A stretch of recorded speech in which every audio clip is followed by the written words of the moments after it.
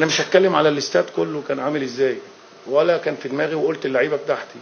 احنا كنا سعداء ان مصر كبيره، مصر قويه، مصر ام العرب وام افريقيا. بالتاريخ مفيش حد تاريخ زينا، بالبطولات مفيش حد ليه بطولات زينا، بالقوه على العالم كله مصر اقوى من اي حد. مصر الناس كلها بتغير منها، وعشان كده منتخب مصر كمان في الكوره واخد 7 بطولات، في غيره منهم. اللي كانوا مالين الملعب دول، والماتش اللي فات وماتش بنين كان في ناس ليها نصيب، ليها دور كبير ان احنا ما نوصلش. فانا قلت لعيبتي انت عارف معنى كده ان ايه؟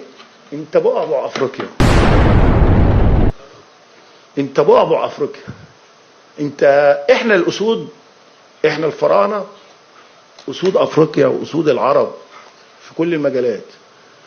فانا فخور ببلدي، فخور بالسبع نجوم اللي هنا. احنا في 7 ستار، يس 7 ستار.